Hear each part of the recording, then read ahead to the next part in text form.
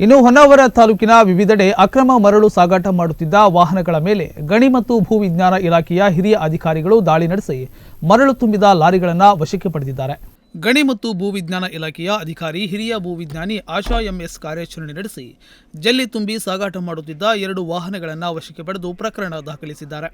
Monkey police ಠಾಣಾ ವ್ಯಾಪ್ತಿಯಲ್ಲಿ ಜಲ್ಲಿ ಸಾಗಾಟಕ್ಕೆ ಪರ್ಮಿಟ್ ನವೀಕರಣಗೊಳ್ಳದ 1 ವಾಹನವನ್ನು ಮಂಕಿ ಪೊಲೀಸರಿಗೆ ಹಸ್ತಾಂತರಿಸಿದ್ದಾರೆ.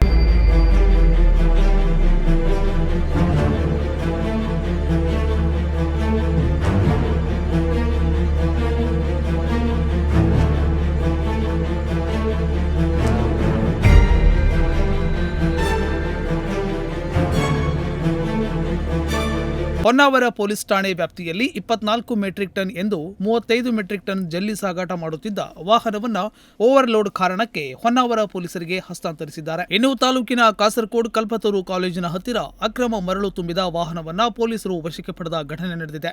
ಕಳಸಿನ ಮೋಟೆಯಿಂದ ಅಕ್ರಮ ಮರಳು ತುಂಬಿ ಸಾಗಾಟ ಮಾಡುತ್ತಿದ್ದಾಗ ಖಚಿತ ಮಾಹಿತಿಯ ಮೇರೆಗೆ ದಾಳಿ ಮಾಡಿ ವಾಹನವನ್ನು ವಶಕ್ಕೆ ಪಡೆದು ಗಣಿ ಮತ್ತು ಭೂ ವಿಜ್ಞಾನ ಇಲಾಖೆಗೆ ಹಸ್ತಾಂತರಿಸಿದ್ದಾರೆ.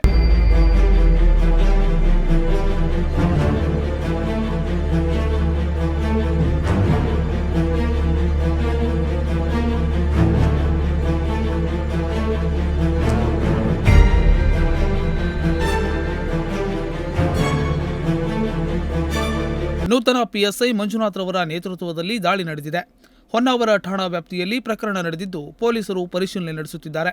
ಒಟ್ನಲ್ಲಿ ಹೊನ್ನಾವರ ತಾಲೂಕಿನಲ್ಲಿ ಇತ್ತೀಚೆಗೆ ಅಕ್ರಮ ಮರಳು ಸಾಗಾಟ ಹೆಚ್ಚಾಗುತ್ತಿದ್ದು, ಅಕ್ರಮ ಮರಳುಗಾರಿಕೆಗೆ ಬ್ರೇಕ್ ಹಾಕುವುದು ಯಾವಾಗ ಎಂಬ ಪ್ರಶ್ನೆ ಸಾರ್ವಜನಿಕ ವಲಯದಲ್ಲಿ ಕೇಳಿ ಬಂದಿದೆ. ನಾಗರಾಜ್ ನಾಯ್ಕ್, ನುಡಿಸಿರಿ ನ್ಯೂಸ್, ಹೊನ್ನಾವರ.